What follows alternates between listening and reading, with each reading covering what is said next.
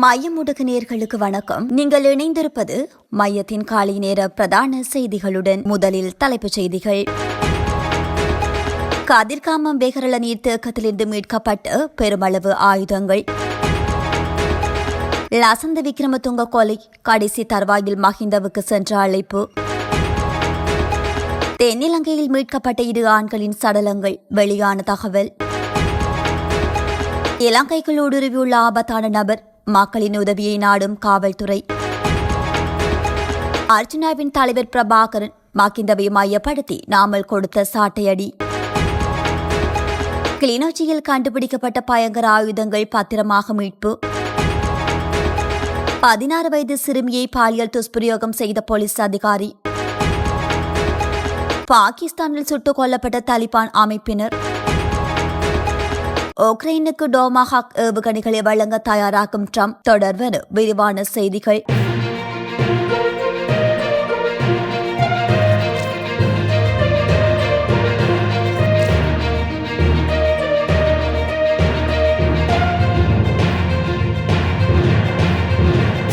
Kathirkamam வேகரகல நீர்த்தேக்கத்திலிருந்து 74 T-56 ரக மெகசின்கள், 35 LMG ரக drums மற்றும் 5 MBMG ட்ரம்ஸ் பாக்ஸ் உள்ளிட்ட பல இனம் காணப்படாத மெகசின்களும் மீட்கப்பட்டுள்ளதாக போலீசார் தெரிவித்துள்ளனர்.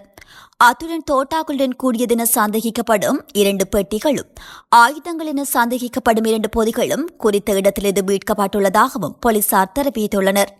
ராணுவத்தினருக்கு கிடைத்த புலனாய்வு தகவலின் அடிப்படையில் விசாரணைகள் மேற்கொண்டதை அடுத்து இந்த ஆயுதங்கள் மீட்கப்பட்டுள்ளதாக போலீசார் குறிப்பிட்டுள்ளனர். வெகரகல நீர்த்தேக்கத்தில் நீர்மட்டம் குறைந்து வருவதால் இந்த பொருட்கள் அவதானிக்கப்பட்டுள்ள நிலையில் அந்த பொருட்கள் கண்டுபிடிக்கப்பட்ட இடம் கோணகனரா போலீஸ் பிரிவின் கீழ் வருவதால் மேலதிக விசாரணைகளுக்காக கோணகனரா போலீஸ் நிலையத்தில் அவை ஒப்படைக்கப்பட்டுள்ளன. இந்த நீர்த்தேக்கத்தின் மதக்கு அருகே இன்னும் தண்ணீர் இருப்பதால் கடற்படை சுழியோடிகள் உதவியுடன் இந்த இடம் ஆய்வு செய்யப்பட உள்ளதாகவும் போலீசார் மேலும் குறிப்பிட்டுள்ளனர். ஊடகவியலாளர் லசந்த விக்ரமதுங்க கூறிய ஆயுதத்தால் தலையில் குத்தப்பட்டு கொடூரமாக கொல்லப்பட்டார் என்றும் அன்று அந்த கொலையில் ஏதோ ஒரு அறிவிப்பு வெளிப்படுத்தியதாகவே தோன்றியது என லசந்த விக்ரமதுங்க நண்பர் பீட்டர் டி அல்மைடா தெரிவித்துள்ளார். குற்றத்திற்கான ராஜ்யம் சுருக்கப்படாத அத்தியாயம் என்ற புத்தக வெளியீட்டு விழா மற்றும் கலந்துரையாடலில் கலந்து கொண்டு அவர் இதனை குறிப்பிட்டுள்ளார். தொடர்ந்தும் உரையாற்றிய பீட்டர் டி அல்மைடா, லசந்த கடைசி தருவாயில் அன்றைய ஜனாதிபதி மஹிந்த ராஜபக்சவுக்கு தொலைபேசியில் பேசுகிறார். ஆனால் கொலையாளியின் நோக்கம் யாருடன் தொடர்பிருந்தாலும் எங்கள் முடிவில் மாற்றமில்லை என்பதாகவே இருந்தது. லந்தவுக்கு மஹிந்தவுடன் நெருங்கிய தொடர்பிருந்தால் தனக்கும் ஒன்று நடக்காது என்று நினைத்தாரோ அதை நம்மவுக்கு ஊகிக்க முடியாத காரணியாகலாம். லசந்த விக்ரமதுங்கவை ஒரு ஊடகவியலாளராகவே உங்களுக்கு தெரியும். ஆனால் சிறுவயது முதல் அவர் எனது நண்பர்.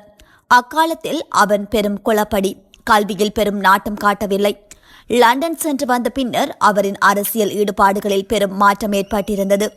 கொல்லப்பட்ட அன்று வியாழக்கிழமை அவருக்கு வேலைப்பளு அதிகமான நாள். கட்டாயம் அலுவலகத்திற்கு செல்ல வேண்டும். அவர் வளமையாக எழுதும் ஆசிரியர் தலையங்கத்தை தனது கையாலேயே எழுதுவார். கணனியில் பதிவு செய்ய மாட்டார். ஊடகவியலாளர் என்ற வகையில் எனது கடமை செய்ய வேண்டும் என நினைத்தார். அவர் ஒரு தைரியமானவர். தைரியம் என்பது பயமில்லை என்பதல்ல, பயத்தை வெற்றி கொள்வதாகும் என அவர் குறிப்பிட்டுள்ளார். கொழும்பில் இருவேறு பகுதிகளில் மர்மமான முறையில் உயிரிழந்த 2 ஆண்களின் சடலங்கள் மீட்கப்பட்டுள்ளன. குறித்த விடயத்தை காவல்துறை ஊடக பிரிவு தெரிவித்துள்ளது. இந்த நிலையில் கொழும்பு கிரான்வாஸ் காவல் பிரிவுக்குட்பட்ட இங்குருகடப்பு சந்தைக்கு அருகிலுள்ள ஜாடிபாவியில் மர்மமான முறையில் உயிரிழந்த அடையாளம் தெரியாத ஆண் 20 சடலம் மீட்கப்பட்டுள்ளது. காவல்துறையினருக்கு பிரதேச மக்கள் வழங்கிய தகவலுக்கு அமைய சம்பவ இடத்திற்கு வருகை தந்த காவல்துறையினர் சடலத்தை மீட்டு விசாரணைகளை முன்னெடுத்துள்ளனர். சுமார் 35 தொடக்க 40 வயது மதிக்கத்தக்க 5 அடி 4 அங்குல உயரமான நபர் ஒருவரே இவ்வாறு உயிரிழந்ததாக தெரிவிக்கப்பட்டுள்ளது. குறித்த நபர் கருப்பு நிற அரை கால்சட்டையும் மற்றும் கருப்பு நிற மேற்சட்டையும் அணிந்துள்ளதாக விசாரணை அதிகாரிகள் தெரிவித்துள்ளனர். இத்துடன் தேக்கவலி காவல் பிரிவுக்குட்பட்ட சிறிவார்த்தன வீதியில் உள்ள வீடொன்றில் மர்மமான முறையில் உயிரிழந்த ஆணொருவரின் சடலம் மீட்கப்பட்டுள்ளது. இந்த நிலையில் 23 வயதுடைய தெஹிவலி பகுதியைச் சேர்ந்த நபரே இவ்வாறு உயிரிழந்துள்ளார் என்று காவல்துறை தெரிவித்துள்ளது. இந்த சம்பவங்கள் தொடர்பில் காவல்துறையினர் மேலதிக விசாரணைகளை முன்னெடுத்துள்ளமை குறிப்பிடத்தக்கது. 2016 ஆண்டு இலங்கை கடற்கரையில் கண்டுபிடிக்கப்பட்ட ஒரு பெரிய ஹெரோயின் தொகையுடன் தொடர்புடைய பாகிஸ்தானியரை கண்டுபிடிக்க காவல்துறை பொதுமக்களின் உதவியை நாடியுள்ளது. 2016 ஏப்ரல் மாதம் இலங்கை கடற்படை மற்றும் காவல்துறை போதைப்பொருள் தடுப்பு பிரிவு இலங்கை கடல் பகுதியில் நடாத்திய சோதனையின் போது 17 சந்தேக நபர்கள் 111.82 கிலோ ஹெரோயினுடன் கைது செய்யப்பட்டனர். அதனைத் தொடர்ந்து சந்தேக நபர்களுக்கு எதிராக சட்ட நடவடிக்கை எடுக்கப்பட்டதுடன் ஒவ்வொரு ஞாயிற்றுக்கிழமையும் காவல்துறை போதைப்பொருள் தடுப்பு பிரிவுக்கு முன்னிலையாக வேண்டும் என்ற நிபந்தனையின் பெயரில் சந்தேக நபரான பாகிஸ்தானியருக்கு பிணை வழங்கப்பட்டுள்ளது. அதன்படி சந்தேக நபர் பிணை நிபந்தனைகளை கடைபிடிக்க தவறிய நிலையில் உயர்நீதிமன்றத்தில் அவருக்கு எதிராக பிடியாணை பிறப்பிக்கப்பட்டுள்ளது.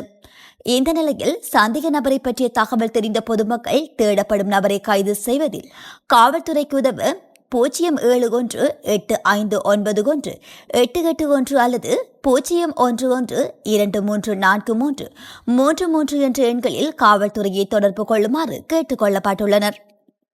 நாடாளுமன்ற உறுப்பினர் ராமநாதன் அர்ஜுனாவுக்கும் தனக்கும் அரசியல் ரீதியாக வேறுபாடுகள் உள்ளதாக ஸ்ரீலங்கா பொதுஜன பெரமுன கட்சியின் நாடாளுமன்ற உறுப்பினர் நாமல் ராஜபக்ஷ தெரிவித்துள்ளார். அர்ஜுனா எம்பி எதிர்வரும் நாட்களில் மொட்டு கட்சியில் இணைய வாய்ப்புகள் உள்ளதா என எழுப்பப்பட்ட கேள்விக்கு பதிலளிக்கும் போதே நாமல் ராஜபக்ஷ இதனை தெரிவித்துள்ளார். அர்ஜுனாவுக்கு விடுதலை புலிகள் அமைப்பின் தலைவர் வேலுப்பிள்ளை பிரபாகரனே தலைவராவார். என்னுடைய தலைவர் மகிந்த ராஜபக்ஷ. ஆக எங்களுடைய அரசியல் ரீதியான வேறுபாடுகள் உண்டு என அவர் மேலும் சுட்டிக்காட்டியுள்ளார்.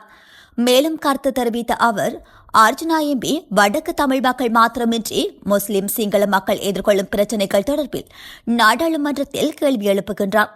ஆகவே அவருக்கு சிக்கல் ஏற்பட்ட ஒரு சந்தர்ப்பத்தில் அவருக்கு ஆதரவு தெரிவிக்க வேண்டியது என்னுடைய கடமை. முன்னாள் ஜனாதிபதி ரணில் விக்ரமசிங்கை கைது செய்த சந்தர்ப்பத்திலும் கூட முதலாவதாக நான் தான் அங்கு சென்றேன். அர்ஜுனாவுக்கு அந்த நிலை ஏற்படும் போது நான் ஆதரவு தெரிவித்தேன் என அவர் குறிப்பிட்டுள்ளார். அண்மையில் கடமையில் ஈடுபட்ட போக்குவரத்து காவல்துறை அதிகாரிக்கு இடையூறு விளைவித்த குற்றச்சாட்டில் கைது செய்யப்பட்ட ராமநாதன் அர்ஜுனா ஊடகங்களுக்கு கருத்து தெரிவிக்கும் போது இந்த நாட்டு மக்கள் தமக்காக உயிர்நீத்த ராணுவ வீரர்களுக்காக முன்னின்ற தமது தலைவரை காட்டுக் கொடுத்துள்ளதாகவும் மகிந்த ராஜபக்ஷ சிங்கள மக்களின் தலைவர் எனவும் தெரிவித்திருந்தார். அவருடைய கருத்து அரசியல் வட்டாரங்களில் விமர்சனங்களுக்குள்ளான நிலையில் இன்று நாமல் ராஜபக்ஷ இவ்வாறு விளக்கம் அளித்துள்ளார். கிளிநொச்சி பள்ளி காவல்துறை பிரிவுக்குட்பட்ட முகமாலை வடக்கு பகுதியில் நேற்று வெடிக்காத நிலையில் 31 குண்டுகள் மீட்கப்பட்டுள்ளன. முகமாலை வடக்கு பகுதியில் குடும்பஸ்தர் ஒருவர் தமது வீட்டினை சுத்தம் செய்யும் போது பள்ளம் தோண்டிய போது இவை கண்டுபிடிக்கப்பட்டுள்ளன. பின்னர் வீட்டு உரிமையாளர் இதுகுறித்து பள்ளி காவல்துறையினருக்கு அறிவித்துள்ளார். அதனைத் தொடர்ந்து கிளிநொச்சி நீதிமன்றத்தின் உத்தரவுடன் பாதுகாப்பான முறையில் வெடிகுண்டுகளை மீட்கும் பணி முன்னெடுக்கப்பட்டுள்ளது. இந்த சம்பவம் தொடர்பாக மேலதிக விசாரணைகளை பள்ளி காவல்துறையினர் மேற்கொண்டு வருகின்றனர். 16 வயதுக்குட்பட்ட சிறுமியை பாலியல் துஷ்பிரயோகம் செய்ததாக குற்றம் சாட்டப்பட்டு போலீஸ் அதிகாரி ஒருவருக்கு ஹோமாகமோய நீதிமன்றத்தில் 14 வருடங்கள் கடூழிய சிறை தண்டனை வழங்கி தீர்ப்பளித்துள்ளது. மேலும் அவருக்கு ரூபாய் 25,000 அபராதமும் விதிக்கப்பட்டுள்ளது. அபராதத்தை செலுத்த தவறும் பட்சத்தில் மேலதிகமாக 6 மாதங்கள் சாதாரண சிறை தண்டனை அனுபவிக்க வேண்டும் எனவும் நீதிபதி உத்தரவிட்டுள்ளார். இந்த வழக்கு தொடர்பான நீண்ட விசாரணைகளுக்கு பிறகே இந்த தீர்ப்பு வழங்கப்பட்டுள்ளது. தீர்ப்பு வழங்கப்பட்ட நேரத்திலும் குற்றம் சாட்டப்பட்டவர் எங்கிரிய போலீஸ் நிலையத்தில் கடமையாற்றி வந்ததாகவும் தெரிவிக்கப்பட்டுள்ளது. குற்றம் சாட்டப்பட்டவர் தனது வேலையை மறைத்து வைத்திருந்ததாகவும் பிடியாணை பிறப்பிக்கப்பட்ட போதுதான் இந்த விடயம் வெளிச்சத்துக்கு வந்ததாகவும் தெரிவிக்கப்படுகின்றது. பாகிஸ்தானில் 13 பயங்கரவாதிகள் சுட்டுக் கொல்லப்பட்டுள்ளதாக அந்நாட்டு ஊடகங்கள் செய்தி வெளியிட்டுள்ளன. குறித்த சம்பவம் பாகிஸ்தானில் பாலுசிஸ்தான் மாகாணத்தில் இடம்பெற்றுள்ளது. பாலுசிஸ்தான் தலைநகர் குவேட்டாவில் தடை செய்யப்பட்ட தாலிபான் அமைப்பைச் சேர்ந்த பயங்கரவாதிகள் பதுங்கியுள்ளதாக ராணுவத்தினருக்கு தகவல் தெரிவிக்கப்பட்டுள்ளது. இதனையடுத்து வெளியான தகவலின் அடிப்படையில் பாகிஸ்தான் ராணுவம் நடவடிக்கை மேற்கொண்டுள்ளது. அப்போது அங்கு பதுங்கியிருந்த பயங்கரவாதிகளுக்கும் மற்றும் பாகிஸ்தான் ராணுவத்துக்கும் இடையிலான துப்பாக்கிச் சூட்டு தாக்குதல் இடம்பெற்றுள்ளது. இந்த தாக்குதலில் 10 பயங்கரவாதிகள் கொல்லப்பட்டதாக தெரிவிக்கப்பட்டுள்ளது. அத்தோடு கெச் பகுதியில் மேற்கொள்ளப்பட்ட மற்றொரு பயங்கரவாதிகளுக்கு எதிரான தாக்குதல் நடவடிக்கைகளில் 3 பேர் சுட்டுக் கொல்லப்பட்டுள்ளனர். அத்தோடு கொல்லப்பட்ட பயங்கரவாதிகளிடமிருந்து ஏராளமான ஆயுதங்கள் மற்றும் வெடிகுண்டுகள் பறிமுதல் செய்யப்பட்டுள்ளமை குறிப்பிடத்தக்கது. அமெரிக்க ஜனாதிபதி டொனால்டு டிரம்ப் உக்ரைனுக்கு டோமாஹாக் ஏவுகணைகளை வழங்குவது குறித்து பரிசீலித்து வருவதாக அவரது துணைத் தலைவர் ஜே.டி. வான்ஸ் தெரிவித்துள்ளார். இந்த விடயம் குறித்து விசேடமாக பரிசீலித்து வருவதாகவும் அவர் குறிப்பிட்டுள்ளார். மேலும் உக்ரைனுக்கான டிரம்பின் தூதர் கீத் கெல்லாக் ரஷ்யாவில் தாக்குதல் நடாத்த உக்ரைனுக்கு அங்கீகாரம் இருப்பதாக தான் நம்புவதாக தெரிவித்துள்ளார். ரஷ்யாவின் எண்ணெய் சுத்திகரிப்பு நிலையங்களை சேதப்படுத்த உக்ரைன் ஏற்கனவே நீண்ட தூர ட்ரோன்களை பயன்படுத்தியுள்ளது. இதனால் ரஷ்யாவில் எரிபொருள் பற்றாக்குறை ஏற்பட வாய்ப்பிருப்பதாகவும் ஆய்வாளர்கள் கூறப்படுகின்றது. மேலும் குறித்த பிராந்தியங்களில் போர் என்பது ஒரு தொலைதூர தாக்குதல் விடயமாக இருக்க வேண்டும் என்று இருதரப்பும் கருதுவதாகவும் ஆய்வாளர்களின் கருத்துக்களிலிருந்து வெளிப்படுத்தப்படுகின்றது. இத்துடன் மையத்தின் காலை நேர பிரதான செய்திகள் நிறைவு பெறுகின்றன. நன்றி.